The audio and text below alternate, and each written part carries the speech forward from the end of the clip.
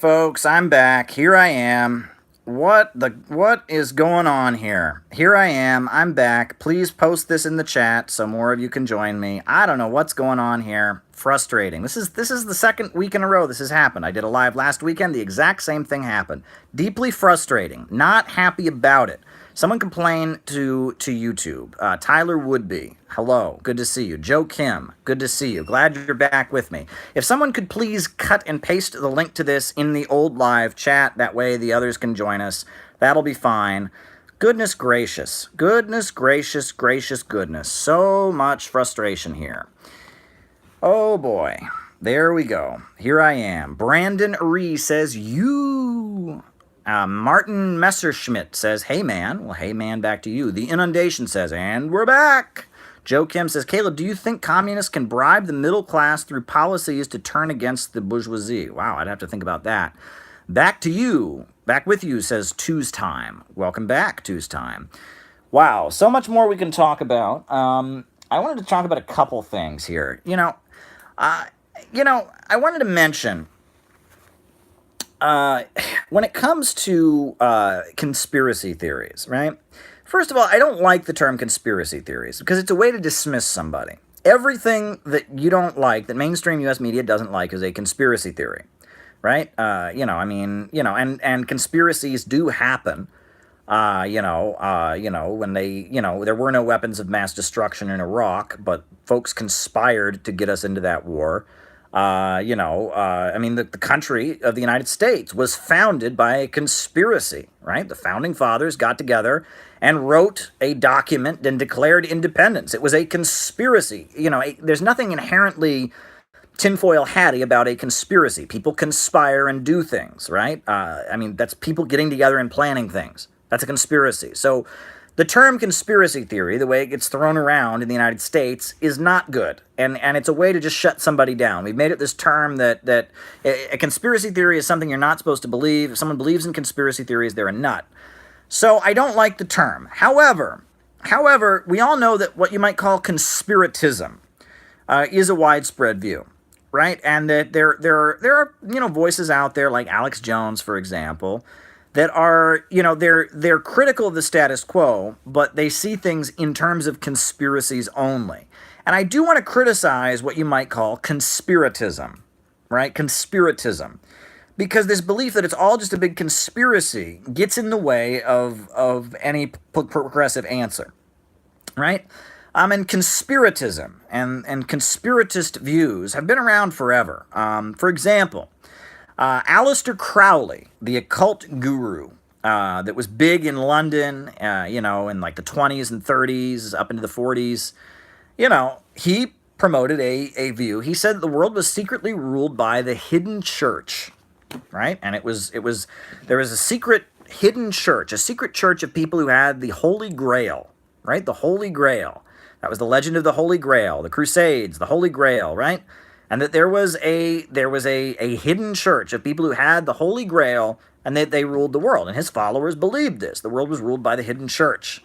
But you can go back even further. The Illuminati, right? I'm sure you've all heard about the Illuminati, right? What was the Illuminati? Well, in Bavaria, in like the 1400s, there was a group of people who believed in science, right? And they questioned the rule of the Catholic Church. And they believed that they should move toward a more, democratic nation state. They were part of bringing down feudalism. There were groups like the Illuminati all over Europe. The Catholic Church would burn people at the stake for practicing alchemy or questioning. I mean, it was punishable by death to believe that the Earth was not the center of the universe. Right? To believe that the Earth revolves around the sun was punishable by death in a lot of cases, right? So there were a lot of conspirators. There were a lot of secret societies, like the Illuminati in Bavaria, for example, who conspired against the Catholic Church and conspired to promote science. And the Illuminati was one of those societies in Bavaria in the 1400s. And the Freemasons, right? They were Freemasons because they were bricklayers. It was a guild for bricklayers, masons, and that these kind of secret societies existed, and they were part of the bourgeoisie, the capitalist class, bringing down feudalism. And in order to do that, they had to organize in secret, and they had secret societies like, but that this notion that the world is now ruled by these secret societies is not accurate. Right? It really isn't. Now, are there groups within the ruling class who get together and conspire? Absolutely. Right? Who get together and plan things, who get together and talk about, different ideas. Of course there are. But this belief that the problem is the conspiracy, that leads to the belief that there's nothing wrong with the system, right? The problem is the conspiracy and not the system.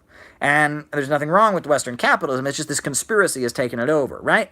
And some of these conspiracy theories, you get to the heart of, like, for example, the Illuminati, right? What did the Illuminati believe? They believed in, democracy, universal male suffrage, people should vote and elect their leaders. They believed in science. So are you saying, if you believe the Illuminati is the evil thing that rules the world today, are you saying that therefore we shouldn't have science? We shouldn't have universal male suffrage?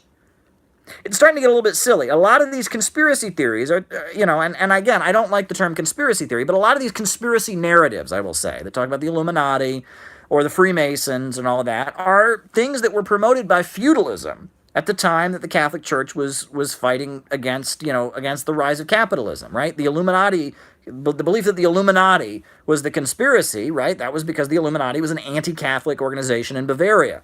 And it existed in the 1400s among people who believed in science and people who opposed having a theocratic government in Bavaria in the 1400s. Being a member of the Illuminati in Bavaria in the 1400s was probably a good thing. It meant you believed in, the right of freedom of speech and freedom of religion. So why are we now being told that we should fight the Illuminati? Like, this is silliness, right? I mean, the Illuminati, the Freemasons, these groups were key in bringing down feudalism. When feudalism was the global order, and when the Catholic Church was promoting feudalism around the world, there were a lot of secret societies that were formed by the members of the new capitalist class and the mercantile classes who fought to bring down feudalism. And that's not, it's not a thing anymore, right? I doubt the Illuminati exists still, but, Catholic conservatives who didn't believe in Marxism promoted, the belief that the Illuminati was still around. That was in the 1930s. Father Coughlin talked about the Illuminati, and that was a big thing among Roman Catholic anti-communists in the 20s and 30s, this belief that the Illuminati was still a thing. The Illuminati is not a thing. The Freemasons exist. It's a club for old men. It's a fraternal organization. But fixating on clubs and secret societies is missing the point, because then you're not thinking about systems, you're not thinking about the economy, you're not thinking about the problems of capitalism. You're thinking about, the problem is there's a group of men in a room somewhere plotting. Yeah, but the thing is, there's also another group of men somewhere in a room plotting, right? And thank goodness that the founders of the United States got together in a room and plotted to establish the independence. And thank goodness that that people got in a room and plotted to elect Abraham Lincoln, an anti-slavery advocate, president of the United States. Conspiracies in and of themselves are not bad, and that the conspiracy narrative does not get deeper. It doesn't. It erodes the notion that there's anything wrong with Western capitalism, right? And that's the problem. That is the problem with conspiracy narratives, and yes, the overwhelming, he's got a conspiracy theory. Next, he's going to tell us the war isn't justified. Next, he's going to tell us we shouldn't invade Syria. That's the way the mainstream see things. I'm not a fan of that, right? Because it's, again, everything you don't agree with, every contrary notion is simply a conspiracy theory. Well, no, that's unacceptable.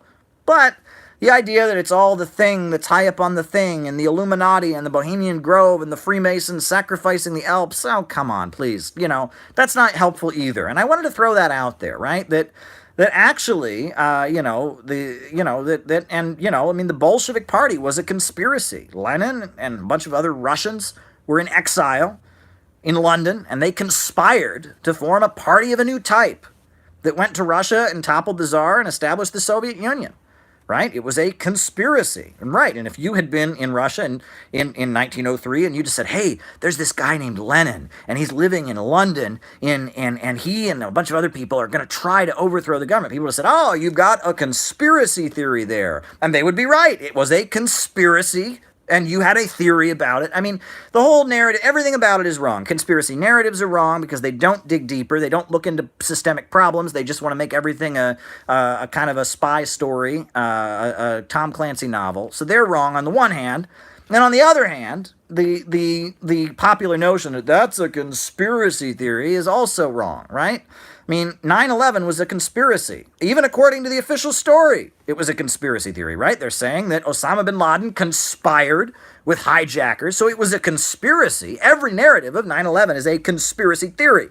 It's just a question of, do you believe the widely accepted conspiracy theory or do you believe an alternative conspiracy theory? Because everyone agrees that the Twin Towers were brought down by some kind of conspiracy.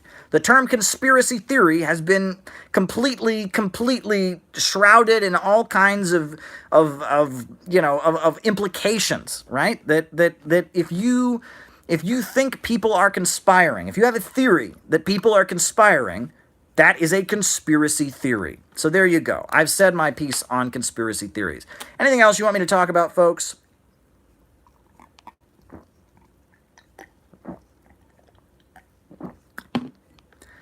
All right.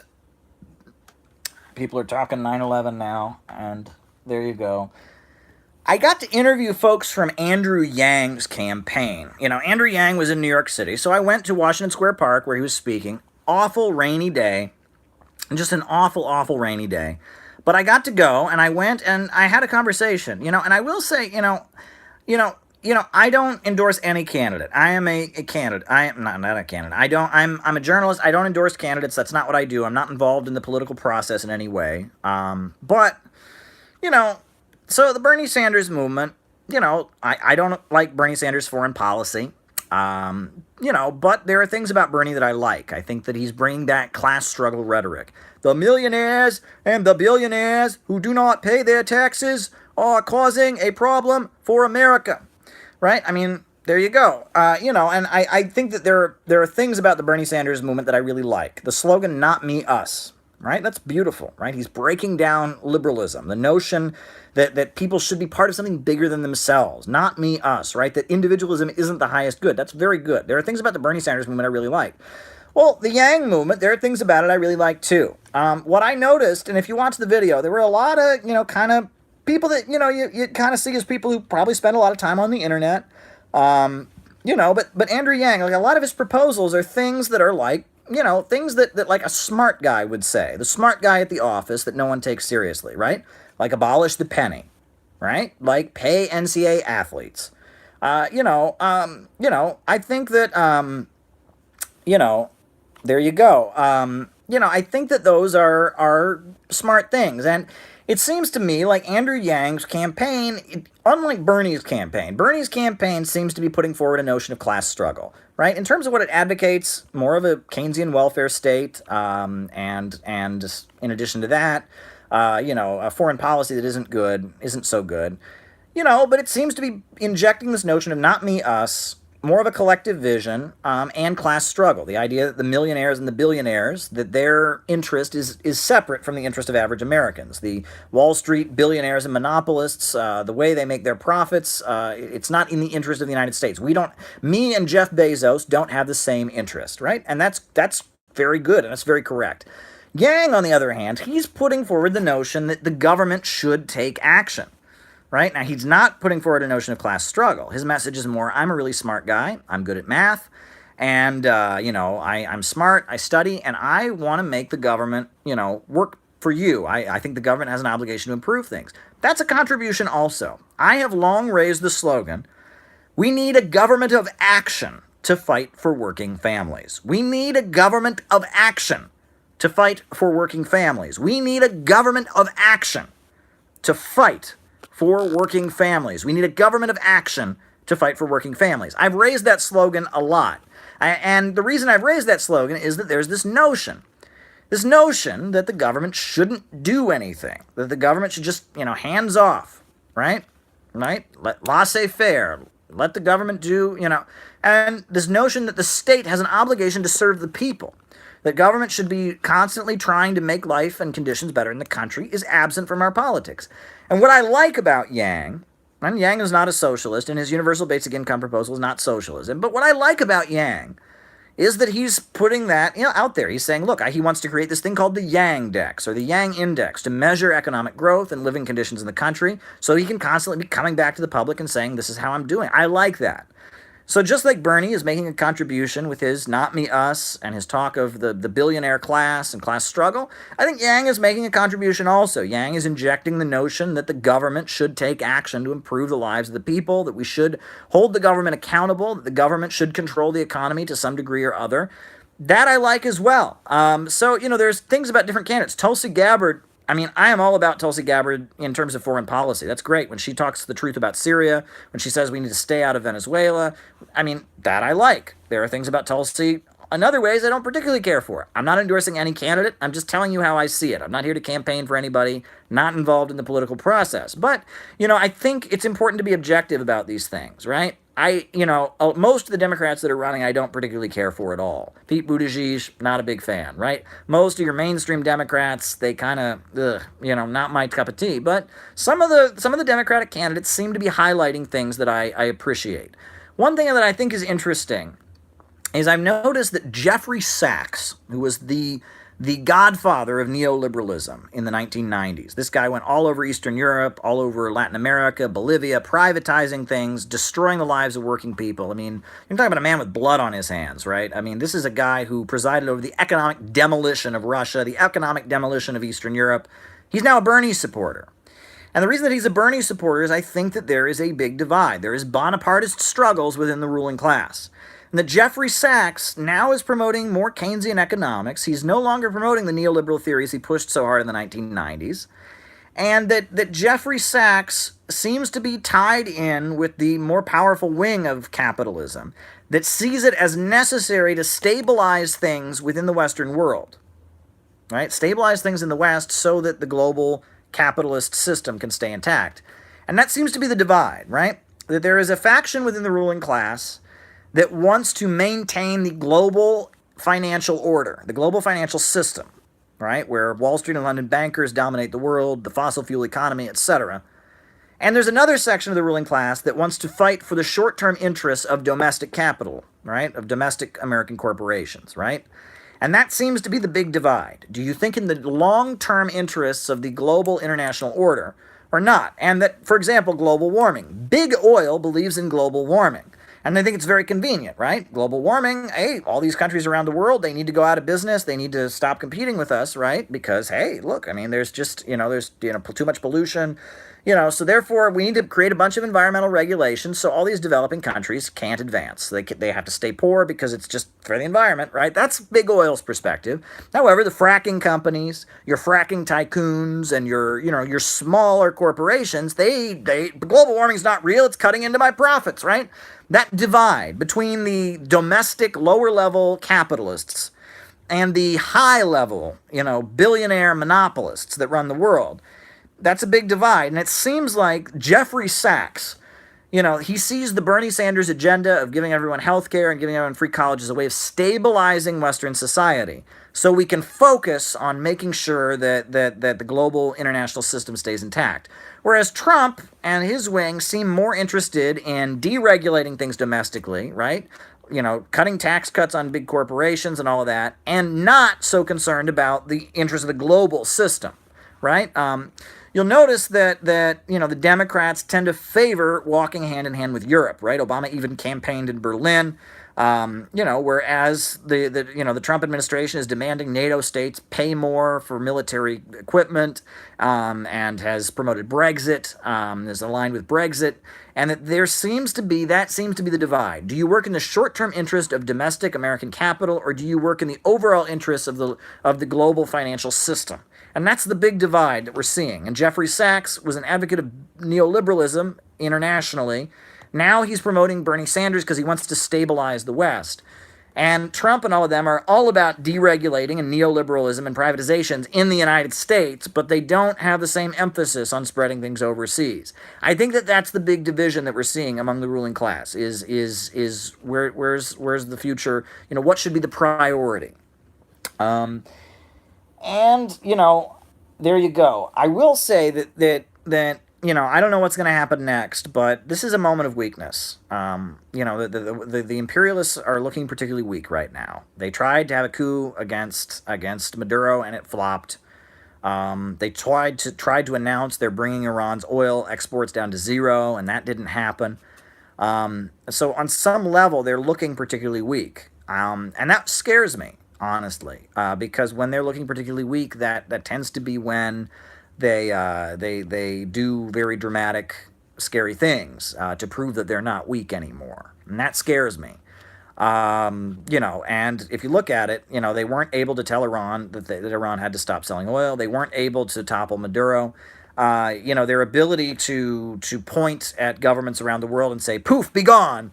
It's not where it used to be. And when countries around the world are aligned with China and Russia, they tend to have a powerful friend on their side who's not going to let them just be turned into Iraq or Libya, right?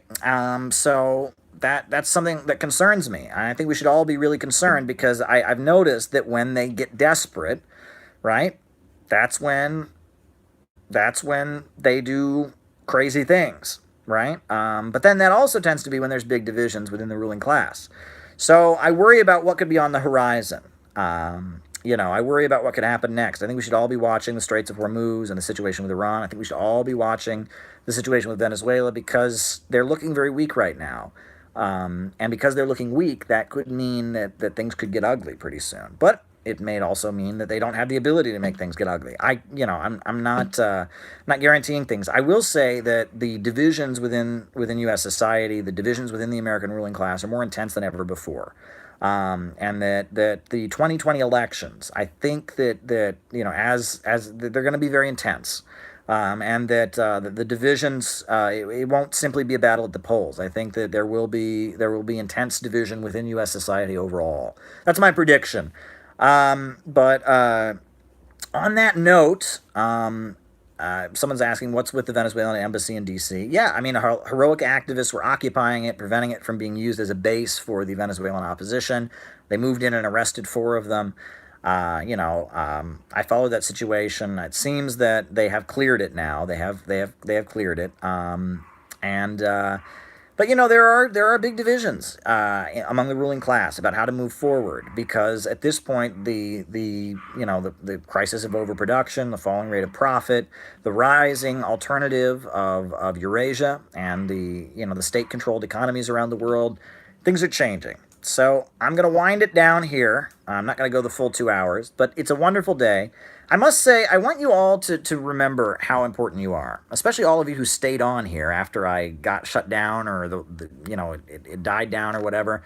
You all are very special to me, and that what we do here is very, very unique, right? That what we do here is not. This is not the kind of message you get on some other lefty socialist podcast, right? I mean, this is a more of a unique kind of place, and that someone's asking me something about Workers' World Party. I haven't been associated with them in a long time, so don't ask me about them. What you're getting here is not. This is not your typical, right? Your typical kind of socialisty liberal YouTube live is some young man sitting there with a microphone cursing out big corporations, bleep, bleep, bleep, corporations have too much power, bleep, bleep, bleep, bleep, bleep, bleep, bleep, and saying, oh, we need more taxes on the bleeping rich people, bleep, bleep, bleep. That's not what I do here. I try to bring a deeper level of analysis. I try to talk about geopolitics and economy and ideology and actually have important conversations. So if you like what I'm doing here, please be involved. Now, the new book is coming out soon. Right? And I don't want to say too much about it. You all are going to love this new book. And shout out to an individual who's been helping me with this new book. There you go. A lot of exciting things are happening here. I'm an independent journalist. I'm not involved with any political organization. I don't endorse any candidates. I just tell it like it is. But I bring an analysis that is particularly unique. And the world is constantly changing, right? A does not equal A. Right? A can never equal A. That first A is never the same as the next A. The world is constantly in motion. The world is constantly changing. And we're in a period where the world is changing very, very rapidly. So I wish you all the best. I'm glad you're joining me here. It's a beautiful day. The world is changing. There's hope on the horizon. There's also a lot of dangers on the horizon. But I love you all. I'm glad you're all here. My best wishes to all of you. I'm out. Have a good weekend.